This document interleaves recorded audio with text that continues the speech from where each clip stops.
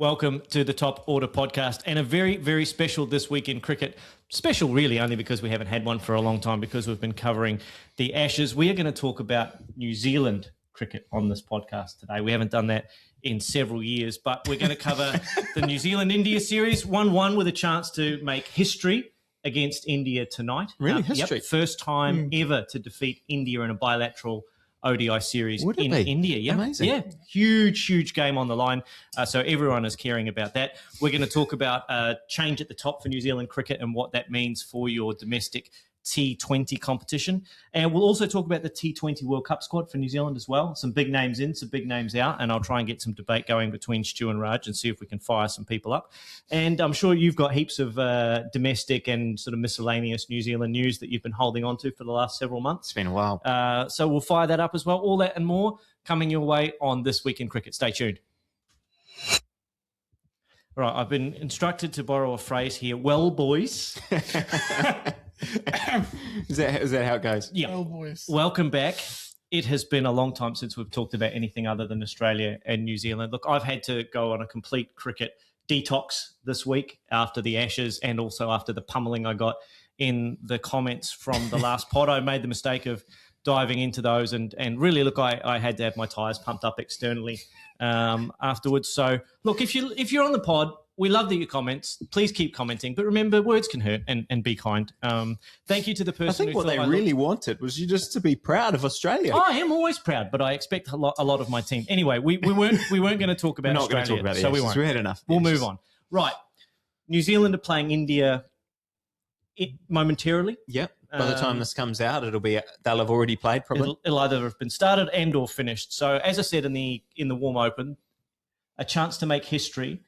How significant is this? I mean, really, is it just a warm up for the T20 World Cup in a different skin, or is there actually something to be said for New Zealand potentially beating India for the first time on Indian soil in a bilateral ODI series, Raj? I think it's important I don't want to go back to the Ashes, but talking about getting the sort of monkey off the back, not having done it before, that would be the only thing for me. We've sent a probably traditionally weaker team than we normally would for the one-day portion of this series. So any result that, puts us ahead of India with that squad when we're trying to learn more about our players is a good result, I think. Yeah, massive. I mean, what we're trying to do from this series, I think, is get confidence going to this T20 World Cup, as you said. I don't think that I would be surprised if the squad is worried about the actual outcomes, but of course you want to win. Like, I think they'll gain a lot of positives from what they did. They'll gain a lot of positives from building a chase, which is what ODI cricket sort of sets you up to do in a way that T20 maybe doesn't do. I mean, just on that, I loved watching ODI cricket again. It always comes up as, the forgotten sort of format now. But yeah, I loved watching the ODIs. It was really great. And it's the good thing for us, as you said, there's lots of people missing, but a couple of the players that are going to be key for us are there. And Daryl Mitchell was the main one who has just stood out in these first two games. Yeah, I mean, even, obviously scored that big 100 in the second game, but even in the first game where we actually got ourselves into a little bit of a hole there, wasted that brilliant platform that we set. He came through at the end with Kristian Clarke. Him and Kristian Clarke. Yeah, they did a great job to get us to 300 or close to. And then obviously his sparkling 100 in the second game was really good. He seems to always score runs against India, really gets up for it. So, yeah, well done. What did you make of his innings? Fantastic. Yeah, I mean, his stats in ODI cricket are phenomenal now. I mean, he's, I've seen all sorts of different, Binksy hates stats, doesn't he? You can kind of pick and choose on where you want to start the, Daryl Mitchell since 2024 or whatever has averaged this, but his whole T20 ODI career, he averages 56 now. It's put him where have I got it? I think he's fourth all time in terms of, or for players that have scored over 1,000 runs. If you extend that a little bit further and you take out Milind Kumar, who's at the top on 67, and Ryan Tendashkate, who's also at 67. then, you've got Virat Kohli at 58.45 and Daryl Mitchell is next. So Shubman Gill right behind him. So in this series, we've got basically the three highest ODI run scorers in the, ever, I suppose, in terms of frontline sides. So, yeah, I mean, he's just in great, great touch. And these innings have really been kind of Daryl Mitchell doing the Daryl Mitchell things, right? Against spin, he sweeps, reverse sweeps, conventional sweeps, and then he's looking to hit straight down the ground, those big sort of bombs down the ground, off the seamers and off the spinners, just trying to take the pressure off. And he's been doing it fantastically. Is he the most critical guy from a batting lineup perspective for you going into the T20 World Cup? We'll talk about the squad later on, and it's stacked with firepower potentially up and down the order. But his ability to build and craft and put together an innings and hold the team together through the middle, potentially batting in that number 4 position, does that make him potentially the most important cog in that New Zealand wheel for the T20 World Cup, do you think? It's a good question. And I mean, I don't know. Do you have a strong opinion, Raj, before I start? I mean, I don't think that he should be the most important. What we've been missing in these first two one days, I guess the openers did a good job, but no one else helped along the way from a batting perspective. You're going to a short form tournament. You need everyone to contribute with the bat. Glenn Phillips has got to stand up one time. Daryl Mitchell's got to stand up one time. Conway's got to win us in the final, win the game in the finals. So whether he's the most important, I don't think that we can bank on one person being the most important in a short form tournament like that. I think what's interesting about Daryl Mitchell, thinking about him from a T20 point of view, I really do think ODIs are his best format because of he's an aggressive cricketer, but he's not. I don't think he's although he does do this sometimes, comes out and hits boundaries from ball one. I think he's better when he actually can take 10, 15, 20 balls to kind of get settled. And in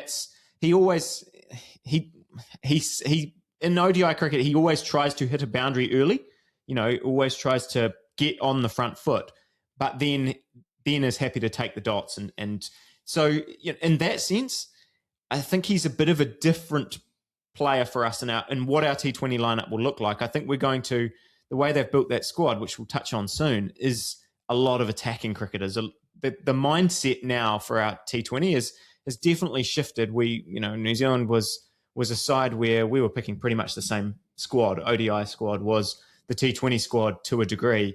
It's now shifted, I think, to a lot more, T20 specialists, role players, and we seem to be heading to a more aggressive kind of style. And Daryl Mitchell's possibly the guy who can shapeshift maybe a bit more than some of the other players can. Well, I can't remember what year it was, the 2020 game where he opened. T22, I think. 22. No, 21. Yeah, straight after the World Test Championship. When he can dictate the tempo, like you said, and open the batting and go all the way through, I think that's where we could rely on him in that stage. But we have so many people who have a strict set of roles or jobs that they need to do during the innings. I think you're right. His flexibility, as you said, is going to be super important for New Zealand. They're not going to need him in every game. If some of their openers come off, he's not going to be as important. But if you're 2 for spit and you need a guy to build and craft and, be not out off 20 balls and then help you build back into the back end, I think he's going to be super important for you. Moving on, speaking of other players who we think ODI might be their best format, I've been impressed, limited amount of what I've seen in the highlights and the little bit that I watched from Kyle Jamieson early on with the new ball. He looks like he was back to his ability to move the ball and bowl difficult lengths. What have you guys picked up from Kyle Jamieson so far? I think he's been really, really good. I've really enjoyed seeing him come back into the national setup. I think his best format is red ball cricket. Mm-hmm. So, as the formats get shorter and shorter, I think he loses a little bit of his luster, his advantage. What I do like is seeing the variations that he's bowling. I don't know if you saw the one he bowled to Shreyas Iyer in that first game, just a complete knuckleball, knock the off pole out of the ground, that sort of stuff. He's obviously picked that up, from IPL or being exposed to other people in the subcontinent, and he's bowling really, really well. I really am enjoying watching him back in the national setup. He doesn't rely fully on that massive swing that he used to have. He's got the cutters, he's got the cross ball, he's got the knuckleball. cross seam. He's got the knuckleball. He's got all of those in his bag. So I've really enjoyed watching it. Yeah, I mean, maybe that's the one positive that has come from all of his injuries, that he does seem to, I mean, that's in my notes as well, just the variations that he now has. I think we touched on it maybe 6 months ago, kind of when he first started getting back into the New Zealand side. And it's showing it again in this series that, it really is there for him. And, again, kind of, he's maybe one of the people who maybe will just miss out on the T20 World Cup squad. He's the 16th player, reserve sort of bowler. But he has improved in that format, the white ball formats, because I think of those variations. Because, you see him early on. I mean, you were saying before, Baldy, that opening spell, I think, in the first game where it looked fantastic. They held those Indian batters, they're trying to get on top. We know Rohit's game is to come out and try and dominate. They held those, Folkes and Jamieson held those two batters in check for a while there by just hitting the lengths, doing the normal stuff. But it's that variation that he's added that really will help him down the line and mean he can kind of bowl in lots of different parts of an innings. And his ability to swing the ball early on in the game and bowl difficult lengths has always been the strongest part of his repertoire as a bowler. And that's probably why we think of him as being red ball dominant, right? Because when he's able to do that early on in the test match, he looks very, very dangerous and looks like he could be, potentially a strike weapon type of bowler for New Zealand. And there's been various reasons why that hasn't materialised over the years. But the ability for him to add those change-ups and variations will give him much more longevity in his career when the pace goes away. And that's what we've seen from Southee over his career. That's what we've seen from Bolt over his career, and what we've seen from Matt Henry, although Matt Henry has always been a skillful bowler. So really glad to see him back in the fold. You've spoiled our T20 World Cup announcement, but we'll come back to that later on. I just had a couple of things at the risk of making this a 55-minute pod as opposed to a 35-minute pod. Stu, what have you thought about Adi Ashok and Jayden Lennox so far? Jayden Lennox, is that his debut for New Zealand? Yep. In that second went to New Zealand, went to South Africa for the New Zealand A tour just recently. So Ashok was on that tour as well. So, ODI debut for Jayden Lennox. I was very impressed with Lennox, to be honest. I mean, it's hard to compare them because two very different bowlers, in my opinion. Adi runs in and I think is a more attacking bowler than Jayden Lennox tries to be. And Jayden Lennox comes from, they play together at CD, but I would say very sort of similar career trajectory, at least, to Ajaz Patel, in the sense that he's done his time now in domestic cricket. He's 31 years old. He's bowled a lot of overs in Plunket Shield and a white ball cricket for CD now. He's captains them in different formats. And so he strikes me as a bowler who absolutely knows his game, to the finest degree. I saw him early on. I mean, he bowled, this is his first game, second game of the series, and he's after the first over, he's setting his own field, which maybe that's a little small thing, but to be someone who goes, okay, it's the fifth ball of the over, no, push that guy back. He was bowling in the power play, and he brought up mid off and pushed back mid on, because he knows, okay, I'm going to try and bowl it on the legs, and that's where Rohit, he's bowling to Rohit Sharma at the time, so it's not like he's bowling to someone who can't hit him, bang him over the top. So he's going, okay, well, I'm going to bowl it here. And then he did, bowled the ball middle and leg, and it, got worked away. So I think he equipped himself incredibly well. And what he did in that second game, in that second ODI, is he was able to bowl 5 overs for 18 up front, bowl lots of dots, and it kind of built the pressure on India, who were, 100 for one. They were going really well at that point. Well, during his spell, they were going well, and it sort of dragged them back a little bit. So I was very impressed. There's a lot of talk about the pitch really turning as that ball got older, but I think that he actually had a really, really big impact in just stopping the momentum. He bowled really, really economically. It's in that sort of Vittori mould, just that holding role, Santner sort of role. Let's talk about Adi a little bit. We have talked about him a lot on this podcast. He played in that first one-dayer. It looked like they had a real plan to go after him and Kristian Clarke. Yeah, Virat wasn't going to let him settle, was he? No. What did you make of it? What does his future look like? Near future look like? I don't know. I mean, it depends, doesn't it? It depends what I mean, we've had this bigger conversation about spin, haven't we? And that's I think that's the real question, because as I said before, if we were picking an 11 to win a must-win game, we're doing it today. I'll be very interested to see who they go with today in terms of the spinner. If they genuinely want to win this game, I think you would pick Jayden Lennox ahead of Eddie Ashok in this one-off scenario, because I think he's a bowler that you can probably trust more to bowl you your tight overs in a white ball game. If I'm trying to get wickets and I'm trying to bowl for, we saw on the New Zealand A Tour to South Africa, it was Eddie who got the 5 for Jayden Lennox, bowled and, was in that squad, bowled in those games. Those pitches were pretty flat. I'm not really criticising Jayden Lennox here, but Eddie's a wicket taker, I think, much more than Lennox. Eddie's also a lot young, he's also a lot younger. He's had injuries. I don't know. I'm not trying to make excuses for him, but I just don't. In terms of career trajectories, I think Eddie is probably more on like the Ish Sodhi kind of mould in terms of what happened there. He was picked to play domestic cricket and international cricket, even though he hasn't played that much of it at a very young age, and as a leg spinner. He just, for lots of different reasons, I don't think has had the miles in his arm and bowled enough overs yet to really know what he can be. So, it's not I agree with you. It wasn't like he missed his lengths. He wasn't getting his lengths right in that first ODI. And in comparison to Jayden Lennox, it's chalk and cheese in terms of that's what Lennox did so well. He just dropped it on that handkerchief. And it was, okay, we can set a field to this. We can do what we want.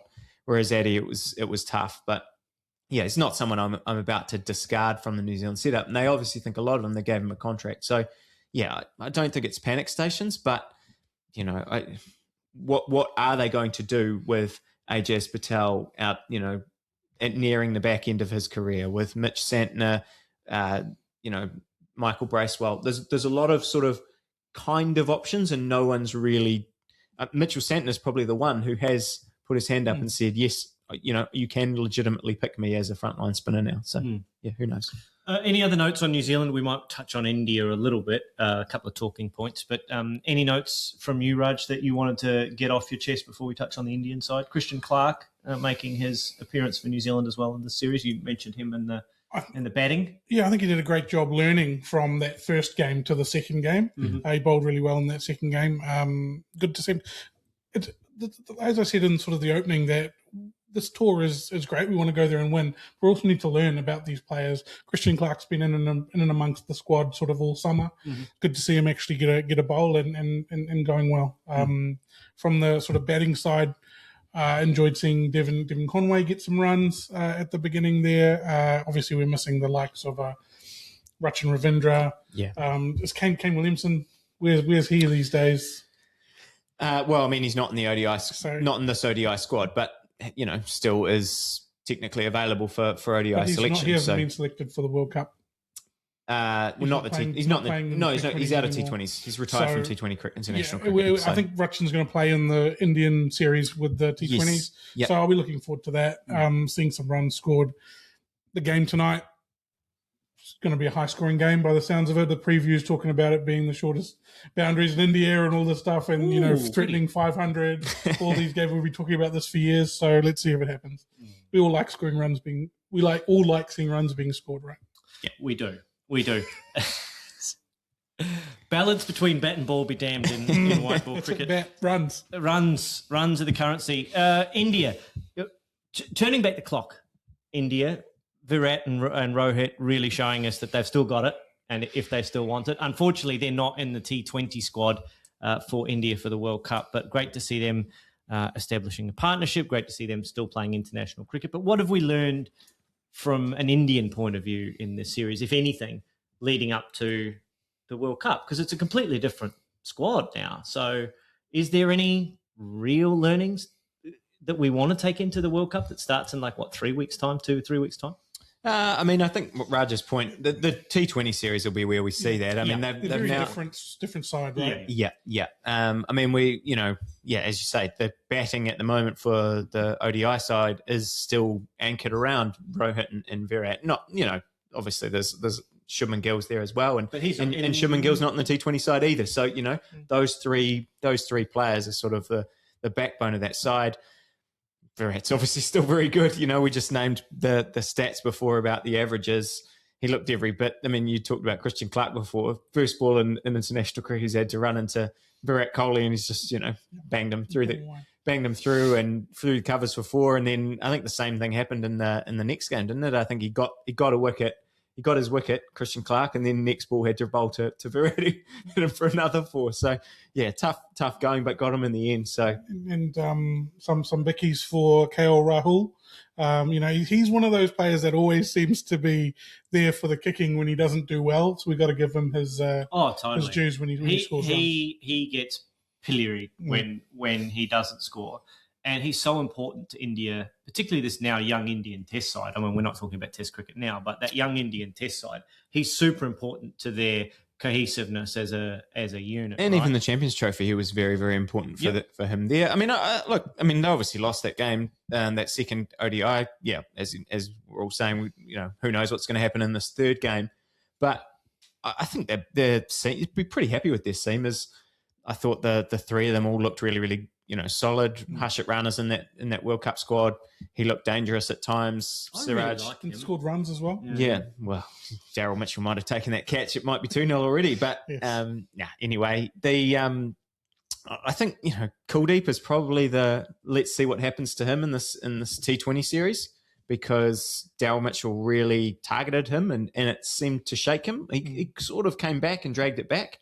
But we've seen that a little bit now, that people are trying to target him, and maybe he doesn't always respond it's almost like he goes back into a shell, or it rattles him, and it starts to go off the rails there, because they had, that happened. They had to take him off. He came back on, picked up some wickets, and started getting back on track. But I have a theory of that. I just reckon he doesn't get picked consistently enough. Like, if they picked him every time, I think that he would have that confidence and the way to respond to that pressure. But look, I think he's gonna have a good World Cup. Hey, look, it only took a couple of comments in the podcast section to take me off my game as a leg spinner, so I can only imagine what it would do to Kuldeep Yadav. Look, you raise a really good point, Raj, in terms of the consistency of selection. I think that's an underrated thing for any spinner, but a wrist spinner in particular, to have the confidence of your selectors and of your captain to back you is huge. And I don't think international captains, or any captains really, well, not any captains, a lot of captains appreciate that enough. As much as anything else, the leg spinner needs to have their tyres pumped up a little bit. And as I said, as you guys did for me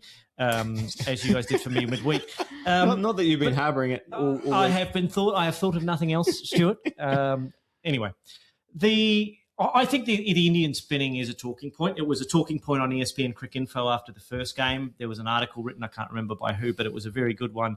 They just pointed out the figures for the New Zealand spinners and the Indian spinners, and said, like, whose figures are what. And if you just looked at them, you'd be like, there's one for 108 or whatever it was. I bet that's the New Zealanders one, right? But no, that's for the Indian spinners, and the New Zealand spinners were demonstrably better in the first game as far as figures are concerned. So it is a point to watch, I think, going into the T20 World Cup.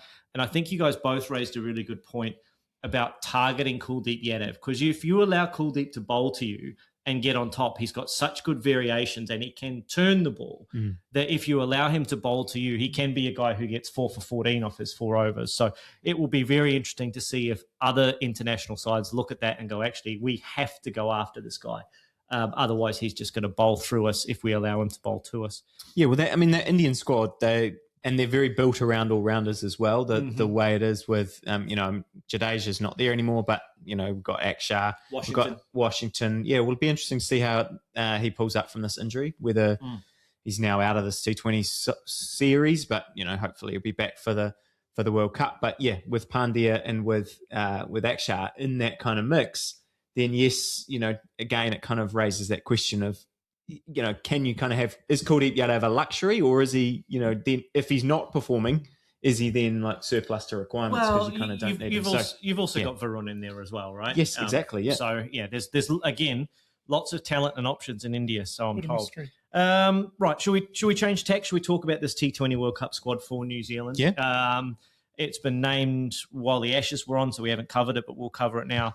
There are a few, not surprises, but I think there'll be a few people who have been disappointed to miss out, and lots of people who've been talking about various players who should be in that aren't in and that are in that shouldn't be in. Who do we want to start with? The one that you wanted to start with, Raj, one of the openers, missed out, and a controversial selection included in his place? Excuse me. I don't think it was, for me, it's at least it's not controversial, but I feel like there has been a lot of talk about, Tim Robinson being left out. He has had a, good sort of 12 months for New Zealand. He has, so this is the tour squad. For that's the tour squad. Okay. So World Cup squad he's been left out of. And Mark Chapman has been included in the squad. I think they play very different roles, and I think Finn Allen coming back into the side has ultimately forced Tim Robinson out. Seifert as well have ultimately forced Robinson out. But there's been a lot of conjecture about that. The other one is Neesham. What are your thoughts on those guys? Neesham's a tough one, right? Because you dive into the stats and you see a player who doesn't have a T20 50 for New Zealand. His average is 20. You can again slice it any kind of way you want, and the stats don't make for great reading. Even last 10 innings, anything you want to do, it doesn't make for great reading. I think the point that Raj made around roles is the key one, because for the top of the order, they've obviously decided a wee while ago, Finn Allen and Tim Seifert is what we want at the top of the order. We want to just go all guns blazing, although maybe that's unfair to Finn a little bit, because he's had to pull back the reins a little bit a couple of times in the BBL. I really like it when he does, because, and I'm sorry to cut over you there, but I feel like Finn Allen goes too hard in the first over of the game. And you talked about Daryl Mitchell giving himself 10 or 15 balls to get in. And I know that we want to attack in the power play because you've only got 30 balls in the power play and blah, blah, blah, blah, blah, blah, blah, blah. He's the kind of guy that if he doesn't try and hit the bowler out of the park in the first 10 balls, particularly if the ball's on the stumps, he can do anything. And he's actually done it in ODI cricket much better than T20 cricket, where he's got a little bit more time and goes, okay, if I'm 8 off 20, that's okay, because I can be 48 off 30. You know what I mean? And so, I think that him being more patient is key to success for New Zealand. I kind of perversely, the less hard he goes in the first couple of overs, I think the better off New Zealand are in the long run. Yeah, well, I mean, just on your point about the ODIs, I think your 30 was spot on, because I don't think he ever got out of the even into T20s. I think the knock on him was that he couldn't get out of the power play in all of those times, and he was going too hard. As you going back to the Tim Robinson conversation, there's those two, and then I think Devon Conway is there. He can bat at the top of the order. We've also got Raj and Stu who can open. You mentioned Daryl Mitchell can do it if we want to, and Conway's our backup keeper. So Tim Robinson's not going to come into the side and bat at 5, 6, 7, and that's where Chapman, Neesham, Bracewell, those kind of roles are there. And I think when I was trying to figure out, okay, so what role is Neesham playing in this squad? It's someone who can bowl some seam overs. It's the finisher who I would still argue we don't like. Santner maybe is our best finisher. If Neesham if it comes off, but I think in terms of kind of a more balanced cricketer that can hit to kind of all areas of the park, I still think Mitchell Santner is probably New Zealand's best finisher in terms of what he's able to do. But Tim Robinson's not going to play that role, and I think that's why he misses out, unfortunately. Look, I'm a fan of Jimmy Neesham. I made an argument for him a few months ago that he would be up there in my first pick in a 2020 squad. Even in India?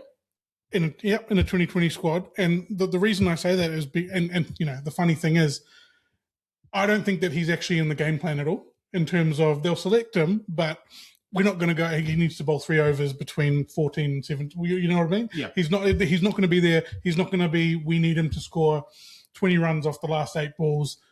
He is there purely in a break glass in case of emergency situation. Team gets off to a really fast start. chuck Jimmy in there. Something always happens when he bowls. He might get a wicket. There's been plenty of occasions where he's come in his first over and taken a wicket and then gone on to take 3 or 4 more. There's been plenty of occasions where we need quick runs at the end, but there have also been occasions where we have lost wickets and we've had him sort of guide us through those last 12 overs through to the 20. He can do all of that and do that pretty well across there. And like I said, I don't think he's actually in the game plan at all. He's there to serve a purpose if something goes wrong. And I think he's there as options. Can I also say that would actually be really freeing as a person, knowing that, you're not there to do that, but if it happens, try your best and see what happens. Yeah. I mean, when I was trying to make an 11, and I think what's interesting and exciting about this lineup is that it's actually quite hard to make the 11. In terms of what you. I don't know what it looks like. No, and I would expect Jimmy Neesham is probably on the outer there, but it means that maybe there might be some games where Jimmy Neesham is kind of your third seamer because it's spinning so much, or you expect it to turn, or you want to extend that batting lineup, and have Santner, Bracewell, Neesham all in the 7, side, 8, 9, 7, 8, 9, and have overs from Phillips as well, and have two Henry and I don't know, choose your pace bowler that you prefer out of Ferguson, Milne, Duffy. Or maybe they pick Ish Sodhi, and it means that they can have an extra spinner in the side, but you've got, instead of a seamer, and you've got Jimmy Neesham there to bowl a few in the power play if you need it, 1 at the death. Especially, it also seems like we don't have confidence throwing the ball to Daryl Mitchell either. He's been some throw down looking deliveries in the last sort of 12 months, but. I just think he fills that gap. Like you can go in with two seamers, and if you need to chuck him the ball for a couple and see what happens, you can do that. So I think that I would have picked him for the squad, and I'm happy that he's there. But he may not even get a game. I think the one person that I think now I look at anyway, and think he'd be quite handy in this squad is BJ Jacobs. And I know he's really early in his international career and his domestic career. I mean, he's only played 10 first-class games. But his Super Smash has been incredible. I mean, we'll talk about the Super Smash and what that's been maybe soon. But, he scored 5 50s in a row to start off the Super Smash, got a couple of them not outs, got 33 in his last dig, and he's headed off to this to India now to play in this.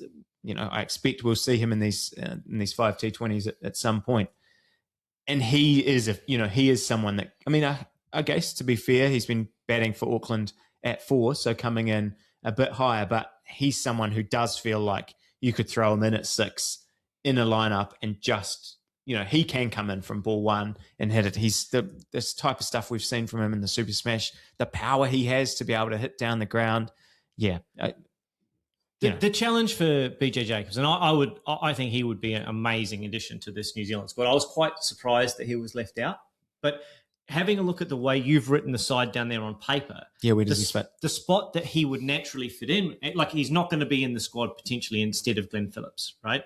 He's not going to be in the first 11 instead of Daryl Mitchell. He's probably not going to be in the first 11 instead of Raj and Ravindra. So there's your engine room 3, 4, 5. The position for him, therefore, then is at number 6. And if you have a look at Stu's piece of paper here, which you viewers can't see on YouTube, but so I'll read it out for you. Bracketed: Chapman, Conway, Neesham, Bracewell, and then... I don't think Conway would bat 6, but more I was thinking if Conway is in the side, then someone bumps up and everyone goes down. Santner's also there. So that is the spot. And if there's 5 people on your depth chart that are in that spot, it's hard to squeeze him into that side. I think in 3 years he's there, right? Because I think there'll be some natural attrition in some of that. He might be in all formats by then if he keeps going. He's scored a couple of domestic first-class hundreds now. And, prodigious talent. Absolute talent. But I mean, the thing is he's also up against the all-rounders there, right? So, in Asian conditions, the ability for Bracewell to come in and give you overs, the ability for Chapman to come in and give you overs. Chapman won't bowl, but he's, again, he can if you really need him to. And if you really needed him to, there's a problem. But I think we're bowling Mitchell ahead of Chapman probably. I don't know. I don't know. I wouldn't bowl him multiple overs, but he, Let's not let this derail the conversation. Can I bring up a bugbear Yes. That you mentioned, BJ Jacobs is about to head over for this 5-match series against India. Yeah. I'm actually really we've talked, this is the age-old question of, these contracted players, these casually contracted players coming around for sort of the white ball tournaments rather than playing the bilateral series. I think that if you've been selected in this 2020 squad for the World Cup, you should be in this 5-match series in India right now. I understand, Finn Allen, Seifert, they're all playing BBL. Lockie as well was in that list, I think you said earlier, Stu. Yeah, injured now, and Adam Milne's in the SA20. But where do you sit on this? I'm actually I've been a little bit sort of on the fence here, but I feel like if you've been selected to play in these conditions very shortly, why are you not there playing in this series? And again, but when those guys were, I think that there was a big talking point around when Finn Allen and Tim Seifert it was Rob Walter made a point. I think it was Rob Walter, or in the press release anyway, of those guys being available and being in the lead up, wanting to be in the lead up for the T20 World Cup. It was that they would be available for all of those squads. And so my guess is this is a joint New Zealand cricket decision. This hasn't, maybe they've determined actually BBL, you're both of you are batting at the top of the order in the BBL. It's a pristine, top of the line competition against quality players. For in Finn Allen's case, he's going to be, playing finals cricket, it looks like. So, maybe they determine actually that's quite valuable, and it means that we can continue having Devon Conway at the top of the order. It means we can continue to, evaluate Tim Robinson. Again, I don't think the evaluating Tim Robinson should really play into the accounts. But, I mean, in an ideal world, I think they are going there and playing, that's the weird thing. We've got these 5 T20s, but we're not going to see... I think roles are really important. I think knowing your role and being able to do your role is really important, particularly the shorter the game gets, to know, okay, this is what I do and this is how I bat. And I would suggest that Raj and Stu, Daryl Mitchell and Glenn Phillips, what they might have to do if things go well for Seifert and Finn Allen up top is different to what they're going to do if Tim Robinson and Devon Conway, because just the explosive nature of the way that those other two bat, I don't think Conway and Robinson can match it. Robinson's a good hitter as well, but yeah, that's a roundabout way of saying I'm not too upset, but I do think it's important that those guys play, and I think we're missing a little bit by not having that squad together. I've got a couple of things here. If they play BBL, they get 10 bats each, right? And 10 is bigger than 5. So from an opening batting perspective, if you could have 10 goes at something in the same role that you're going to be doing in the India series, is that better for you? Yes, but it's also in very different conditions. So how do you manage that? The other kind of addition by subtraction that you get in that series is if you give Conway a go at opening, you give Chapman a go up the order, you might give Ravindra a go at the top of the order. It just gets those other guys who aren't in the squad a little bit of extra game time going into the T20 World Cup. And I know the argument against all of that logic is, well, we want people to be in the group knowing their roles and being able to achieve in that way. But we've been out of that psyche for a long time in terms of people coming in and out of domestic teams and franchise teams for several years now. And I go back to that Australia squad. I can't remember which international tournament it was. It might have been a T20 World Cup, or it might have even been a 50-over World Cup. Whereas for 12 months before, the side that went to the tournament barely played together, and we had 58 different combinations of guys in and out. We had no Cummins and no this guy and no that guy, no Smith. And then all of a sudden everything came together and they went and won the tournament. So New Zealand could look at that and go, well, actually, we don't have to have all of our guys at the tournament to be able to perform optimally. But I think it's actually more important for those middle order guys to get game time, because if you think about Seifert and Finn Allen, upside is they're 80 off 6 overs, and then you're coming in after that with a platform. The downside is 10 for 2. You're 10 for 2. Yeah. And these guys actually need a bunch of batting in the power play anyway. So to me, not having your openers there is one thing. If you didn't have your engine room there and you had to manufacture the trickier middle order roles, I think that's another thing entirely. So I don't mind being able to see what I get from Neesham, Chapman, Conway in that 5-match match T20 series. That's my view. It just feels like a good opportunity to warm up in the area you're going to be expected to execute. 100% agree. 100% agree. Binksy would be off his rocker if he was here right now. Why? What would his perspective? Well, you know how we're always talking about people should go and play tours and stuff before. Oh, yeah, 100%. This is the perfect situation where they've got, 10, 12 days to play 5 games of cricket in the place that they're going to be playing the tournament in. Look, I don't disagree with you. There also could be a contractual thing for those players that the BBL said, well, we'll sign you, but if you play we want you to be there for the duration of the tournament. We've had lots of guys drop in and out for various reasons as well. And the Brisbane Heat have had 2 or 3 imports drop out for injury and various other reasons as well. The last wrinkle for this New Zealand T20 World Cup squad is that it sounds like Lockie Ferguson and Matt Henry both potentially having babies during this, their partners having babies during this time. So they've talked about short-term paternity leave. It's quite a long way from New Zealand to India, so I'm not quite sure how that's going to manage. Lockie Ferguson obviously under an injury cloud at the moment, so who knows what will happen there. Matt Henry coming back from his injury. So the seam bowling, it seems like to me there could be still a lot to sort of play out in the couple of weeks to go and even throughout the tournament. I mean, it's an expanded tournament this year, isn't it? So, I mean, it was 20 teams last time, but unfortunately New Zealand was out after 2 games pretty much. But, there might be a bit of shuffling around in that pool play in terms of who we kind of play in terms of the seam attack. You got FaceTime and stuff, right? Feels like you're there. Always try that. We're not going to dive into that.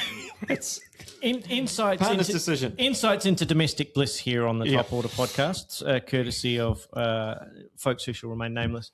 Do we want to talk about the seam attack? I feel like 4 is one too many. Oh, you want to carry on that conversation? In India? I don't know. Is 4 one too many? You're 4 specialist seamers in that squad, right? I think going to Asia. Yeah, I think that's why, because there might be a bit of rotation. I think you've got 5, don't you? You've got Henry, Ferguson, Milne, Duffy. No, is that it? Anyway, yeah, that's it. So, yeah, look, probably only. I mean, Henry's going to play every game. If I was, picking the squad, he would be my first bowler named after Santner. So, but again, is he going to, head home for 10 days during the middle of the tournament because of the situation? So, and if he does, you need that backup in the squad, because you don't want to pull him out and then say, he can't, bring in Kyle Jamieson and pull him out, and then he can't come back in for what you hope is the Super 8s and into the finals. This is why you get paid the big bucks on this podcast, Stu, is you think deeper than is 4 too many. Right, let's switch, and we've buried the lead here really on the Top Order podcast, because the thing we really want to talk about is the NZT20 tournament that's taking shape, gaining traction, growing legs, whatever analogy you've got, all of those things. There's board level or there's executive level change that's associated with that or tied into that. There's lots to talk about here.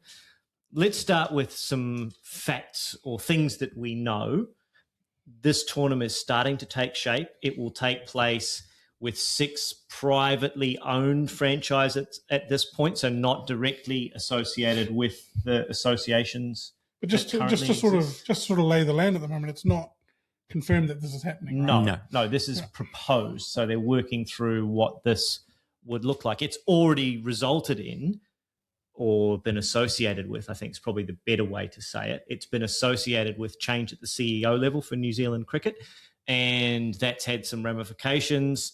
There are some ramifications for what happens from a domestic standpoint. There's all sorts of things. Where do we want to start here? Do we want to dive into the political and the organizational ramifications, or do we just want to talk about what it will mean for us as fans? I think there's a lot to think about, and it's hard for me to dive into all of it at the moment while it is still this proposal. So I don't know how deep we do want to get into it. I guess the 2 sides of the argument that I've seen are, one, this is going to be great for New Zealand cricket. We need, more exposure. The T20, we're one of the only test playing nations that doesn't have a a T20 franchise league. It's great for the players. With external investment. With external investment. Because there is a league now, Super Smash, run by New Zealand Cricket and its associations, and all of the 6 franchises or teams are directly associated with the 6 provincial first-class associations. Yeah, so I think most of the other leagues carve out an international window, right? And if they are playing international cricket, like South Africa a couple of years ago, when they came here, they send a lesser international side and keep the strength of that franchise tournament strong.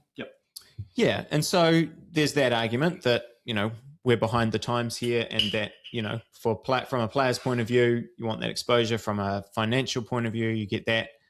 The other side of the coin seems to be, well, what's that going to mean for every other level of New Zealand cricket, and how is that going to affect, do we lose control of our T20 domestic cricket? Do we lose, do we lose funding in terms of, is all the money going to go offshore? How is all of that kind of stuff going to go? And I looked at the SA T20 because to be honest, I've never even thought about the funding of any of this and how it works. And for the SA T20, Cricket South Africa, I believe, someone in the comments can correct me if I'm wrong, Cricket South Africa holds 50% of that tournament, the SA 20, but that must be in franchise fees, right?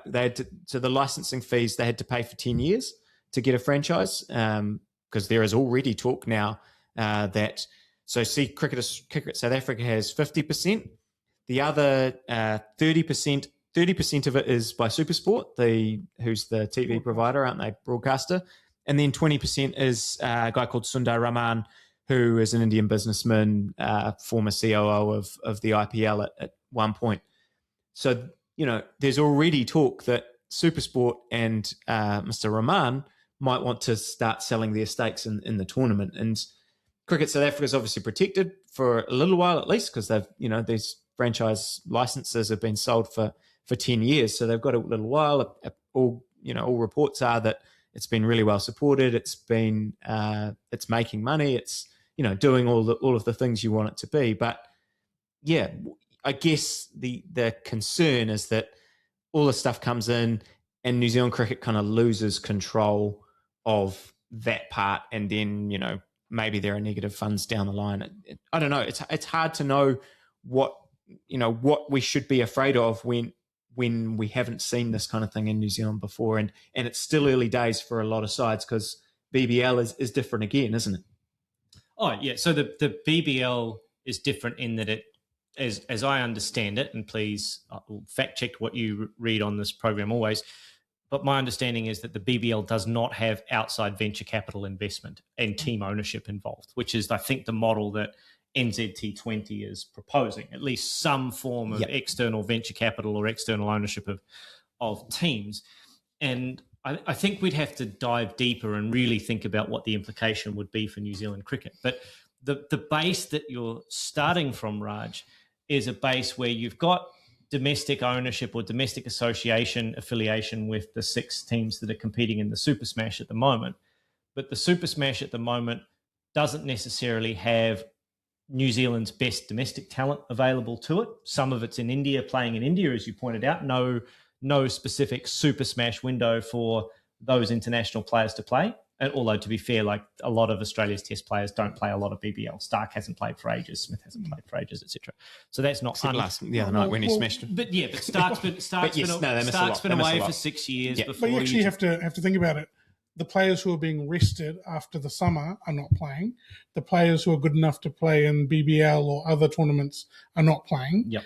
And then you've got an international squad, 2 international squads, going to India. So what does that leave in the 2020? But then you have the other argument to that going, with the Super Smash being a development competition, is that making our 2020 cricket better? That's an argument. The other argument I have is, all throughout all of these sort of articles, they're talking about the competition being viable. And what does viable mean? Because I feel like they're looking at viability from a financial perspective, which is great. Is it going to make our cricket better? Is it going to make our international cricket better? Are we going to lose pathways or even our best players from our international sides, like this Indian tour, for example? if we had this franchise set up and running, would our best players be here playing that and not over in India playing right now? What does that mean? That word viable mean overall? Does it actually mean that New Zealand cricket would be forced to negotiate in conjunction with that league to schedule their international cricket around whatever the NZ20 window is? And like, if that's 4 weeks, is it 6 weeks? Like, these are all unknown. They're talking right? short, so I think that's four the way weeks forward. would be max, I would say. But when do they want that 4 weeks? The question. They're talking January 2027, which actually is not very far away, and they're going to have to get a move on. Like, if they want to, I don't know if it's going to be draft and all of this kind of stuff. And I mean, you're going to be competing with the BBL. In terms of trying to get players, you're going to be competing with the BBL. You're going to the SAT20, and potentially when's the ILT20? When's that Dubai league? I think it just finished. Well, yeah. Anyway, but but there's potentially, a lot going on. You're competing with a lot of those.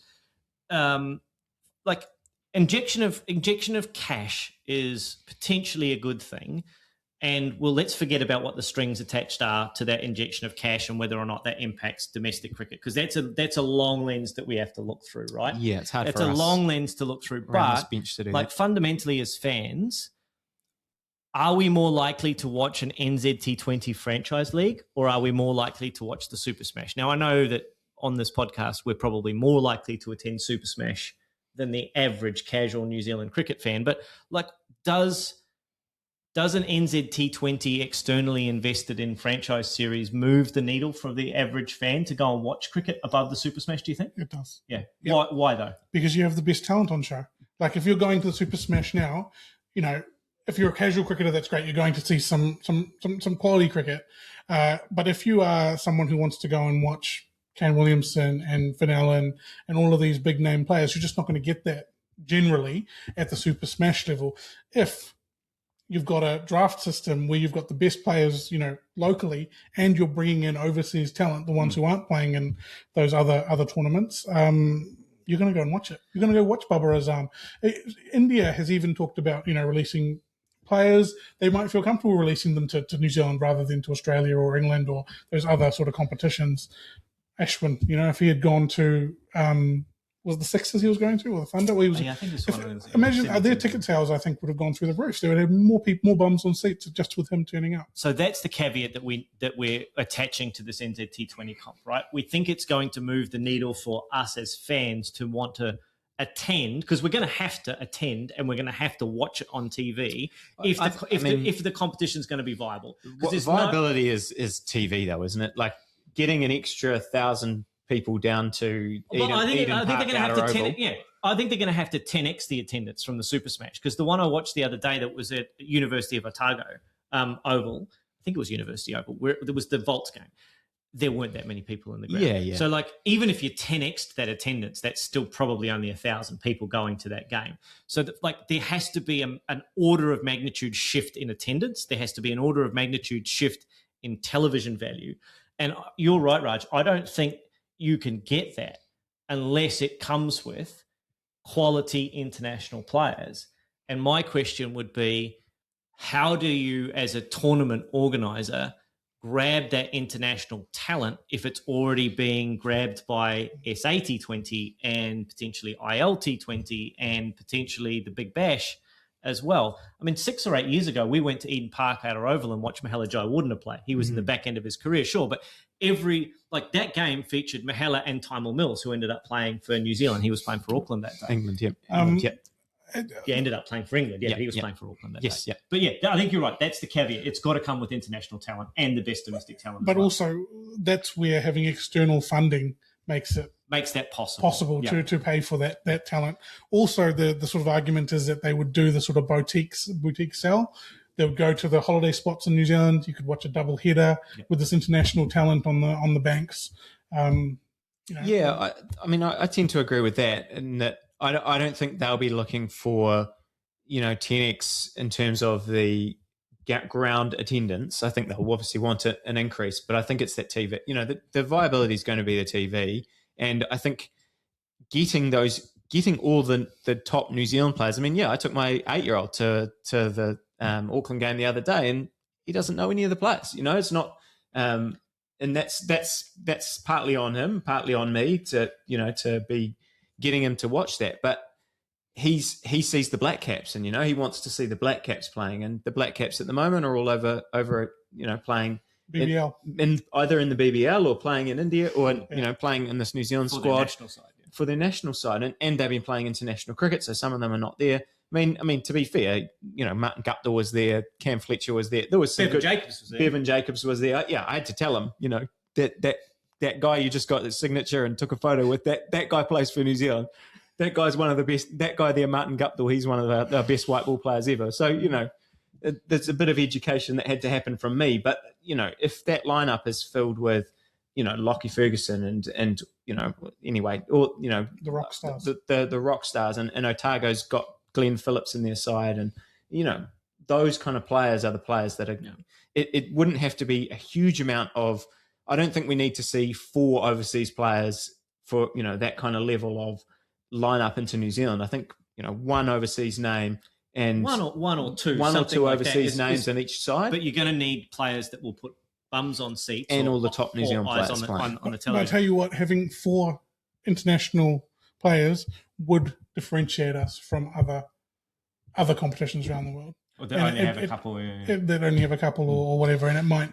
There are downstream impacts for the development. And then what do the young New Zealand players do? That's my question. What does viable look like? Well, look, there's an argument that you can make that I don't necessarily subscribe to, but there's an argument that you could make that fewer opportunities means heavier competition, which means higher quality outcomes, right? Like if there are 6 domestic state sides in Australia and a nation of 25 million people, and there are 6 domestic sides here in New Zealand and a nation of 5 million people, it stands to reason that you're going to have a stronger domestic competition in Australia with that bigger pool of potential players and more competition for every spot, and therefore a higher standard of play and therefore a better outcome.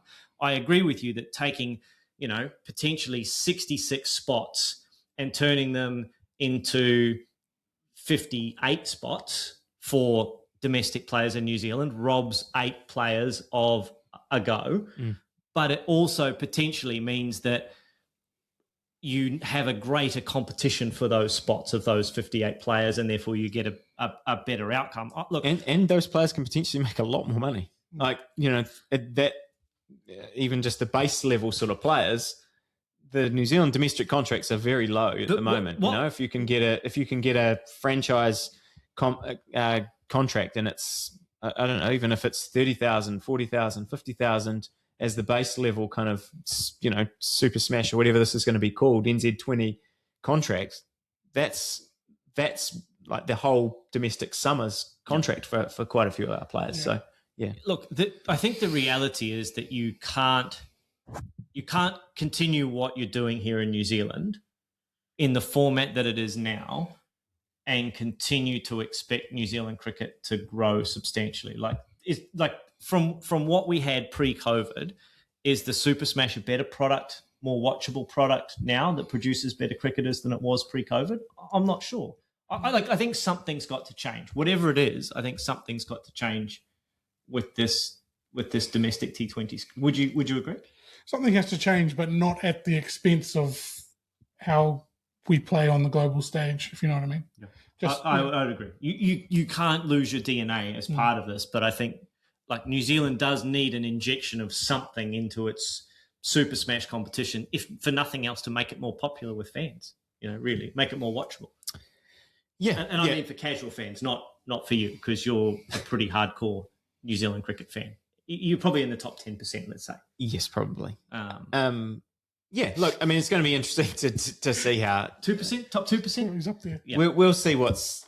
I mean, tell us in the comments. What you guys like.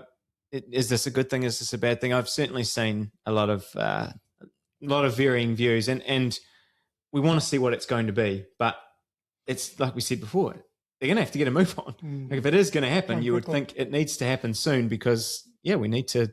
Where are these guys going to play? Are they going to be? Are the Auckland-based players going to be in the Auckland-based franchise, or is it just going to be everyone's opened up and they suddenly go off and what is it like? How do they do it in the BBL? Some players kind of get anchored into. Yeah, you've put me on the spot here a little bit, but it's not a fait accompli that all of the Western Australian sand gropers play for the Perth Scorchers. Not all the Bulls players play for the Heat. There's movement around the T20s. There's very few people who play for the same franchise for their whole career as well. They all move around a lot. Yeah, there is a reasonable amount of moving around. I mean, there are a bunch of players that do stay in the same state as each other as they play for their domestic white ball and red ball franchise, red ball association. But it's not a scenario like the IPL where there's a big reset every few years and there's a massive redraft of players. It's kind of in between. So there is more stability than that, but it's not directly association oriented. And the reason for that is there's 2 Sydney teams and there's 2 Melbourne teams. You can't divide New South Wales in half as much as I'd like to. Any other business on Super Smash / NZ220? We have to wait and see what the framework looks like. Yeah, the framework is the important thing, and I think that's going to ask and answer a lot of questions around, is New Zealand cricket selling out? Are they providing good pathways? All of these things that we just don't know how to look down that really long lens and see what that looks like. Anything else from you, Stu? Nothing else from me on that. I mean, on wider cricket, I'm excited to see a bit of this Under-19 World Cup. Probably, again, it's only just started. And the New Zealand games, literally just started. So, we won't talk too much about that. Maybe we'll touch on a bit next week when it's a bit deeper into the tournament. But, certainly some names from different, few different nations that we're getting to become quite familiar with. Obviously, Vaibhav Suryavanshi scored a few runs yesterday for India, got out at a pretty tricky time, and that game got quite interesting for India against Bangladesh. We've got some New Zealand players here that, we pretty, at least on paper, strong side from New Zealand. Five first-class players who've made first-class debuts already. Local East Coast Bays boy, Brandon Matsopoulos over there as well. So we wish him all the best. And I mean, you guys Australia must be pretty excited to see what Ollie Peake does over there. Even when we talked to Pete Hanscom, he was a name that came up as someone to watch. So he was in the last edition of that side that won it, I think in South Africa, something like that last time. He's exciting. I'm on the lookout for a keeper. I think there's going to be a point in the next 4 or 5 years where we go through Inglis and Carey and Philippi, and we need someone who's 24, 25 years old, which now would be about 18 or 19. So interesting to see how our keeper goes. I've had good reports about some of his stuff that he's been doing, but I think the jury's still out. There's a young Queensland fast bowler, Lachlan, who looks like he's bowling real good wheels. So I'm excited to see what he can do. And then obviously Ollie Peake is got a really bright future as well. So there's lots to keep an eye on in that T20 World Cup space. Any other business, Rajiv? No. Stu, are we all done? We are all done. Going once, going twice. Thank you for tuning in to the Top Order podcast and This Week in Cricket as we get over our post-Ashes hangover with a healthy dose of both New Zealand cricket operational news, things that are going on the field, and also a look at the strategic future of what's going to happen in our country's domestic competition in the next 12 months. So stay tuned for as we keep you up to date with all of that news. Have a look at our Pete Hanscom interview if it's in your feed, which it should be because you're looking at your feed at the moment, as I can tell, as you're watching or watching on YouTube or listening on Spotify. Stay tuned for more cricket as we go through This Week in Cricket and prepare for T20 World Cup, February 7th, something like that. Around there. So we'll be in your feed heaps, like more than you can handle over the course of that competition.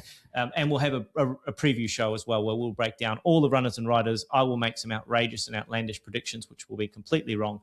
So we'll give you great fodder for the comments section. Until then, play cricket the right way, and we'll see you again on the Top Order podcast.